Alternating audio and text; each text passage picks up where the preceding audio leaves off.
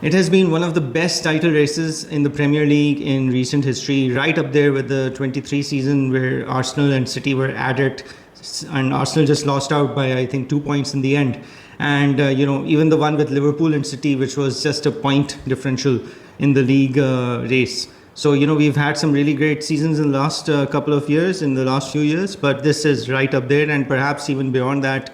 One of the best Premier League seasons we are seeing. The run-in is fantastic. It is nerve-wracking for fans on either side, whether it's for the Arsenal fans or the Manchester City faithful. It is nerve-wracking, it is thrilling, and it is literally going down to the wire.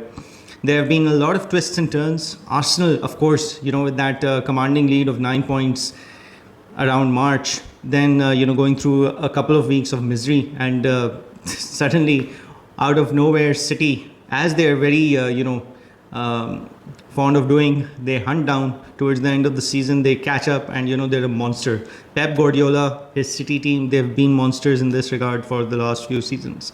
And they did exactly that. They were the efficient Guardiola machine who were just, getting business done. Till 2 weeks back, the situation was the 9 point lead of Arsenal reduced to no lead. Equal on points, equal on goal difference. Manchester City, after that 1-0 win at Burnley, just ahead on number of goals scored. That's it. And then after that, what happens? Arsenal go to Newcastle, just about grab a win over there. And then they go to Madrid, Atletico Madrid, for their Champions League semi-final, grab a draw over there. The as a decision can be argued in some other time. This is more focused on the Premier League title, but given the emotional and the physically demanding game that it was, and of course after that, the as a penalty being being the controversy that it was, the worry was that they'll go to Fulham and not either they'll draw points or they'll just not show up. And good for the Gunners that they did show up. They won 3-0, rampant victors. Gyökeres was fantastic, amazing to see. And Saka, star boy for Arsenal, came back, provided that creative fluidity that was missing, that flow that was missing. And, we came out in winners. He grabbed an assist, he grabbed a goal. Gyökeres grabbed a brace, he grabbed an assist as well. And it was really good football to see. 3-0 winners on Fulham. All of a sudden, again, it is advantage Arsenal because we are 6 points clear. City have 2 games in hand. But, we are 6 points clear. We are ahead on goal difference. We're going to Atletico Madrid in the midweek. We're just going to wait for City to go to Everton and see what they do. The waiting is over. City went to Everton.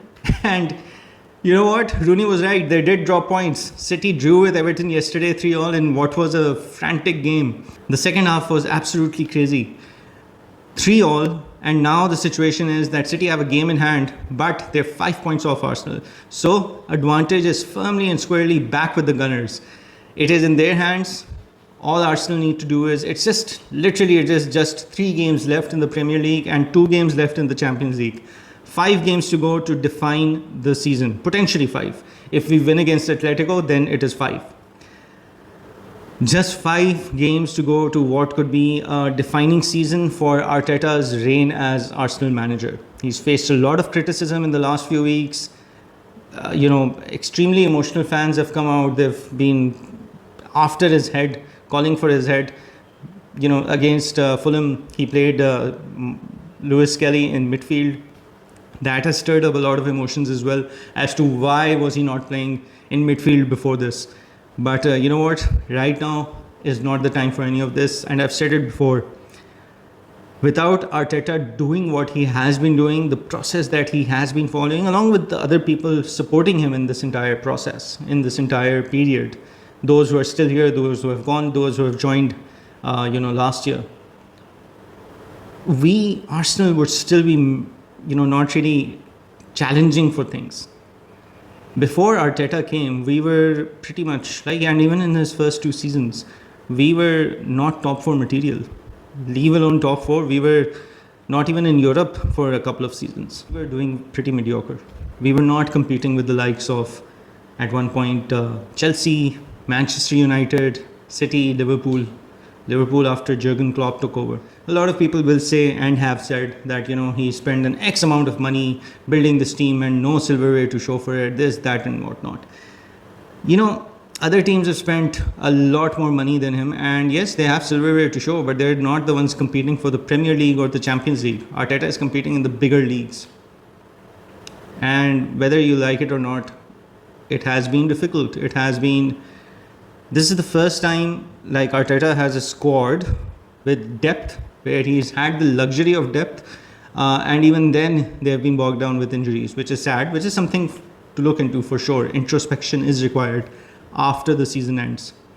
But the fact is that this team, over the last few seasons, what they've been doing, what Arteta has been doing, have made Arsenal relevant again. I've said this before and I'm going to say it again. Arteta has made them relevant.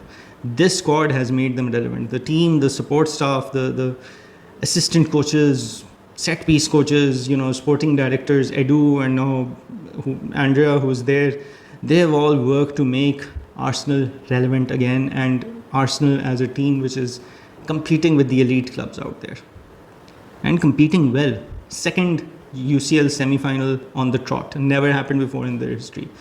They're still undefeated in the Champions League, by the way.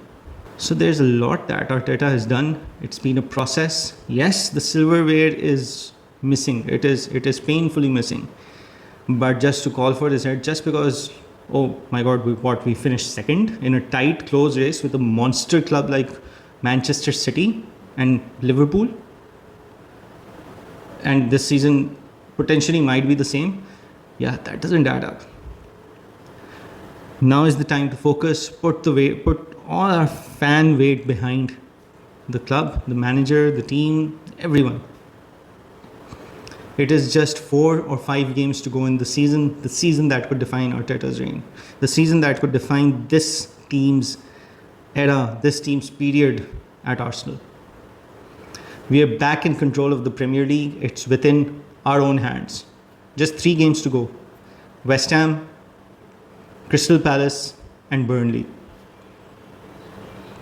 No more room for experiments, no more room for, giving someone a rest. So hopefully, Arteta is going to play his strongest possible 11 from here till the end. In Atletico Madrid, if we win in the final for the Champions League in the last 3 games of the Premier League, that's it. That is all that is left. Just 3 more games to the Premier League finish line, potentially 2 more games to the Champions League finish line. Have the belief, have the faith, we might just pull off something incredible. City, kudos to Rooney, he called it. He said City will draw points at Everton, and they did. City also have Bournemouth and they also have Brentford. Both of them are also playing for European places. They're both fighting for European places. So those are tricky fixtures for them as well. I'm not saying they're going to drop points in all the fixtures. They've dropped point at one fixture. They've opened the door for us. Let's not expect them to do any more favors. It has to be in our control. Does not matter if we win by 1-0. Does not matter if we win by 2-1, 2-0, 3-0. Doesn't matter. We just need to win. Just need to go get the points. Have the belief, have the faith, have the support. This could be the year that Arsenal achieves something great once again. Become elite. And this could be the year for a defining moment in Arteta's managerial career at Arsenal, this team's career at Arsenal, this era, this Arteta era. So go Gunners, let's get this done.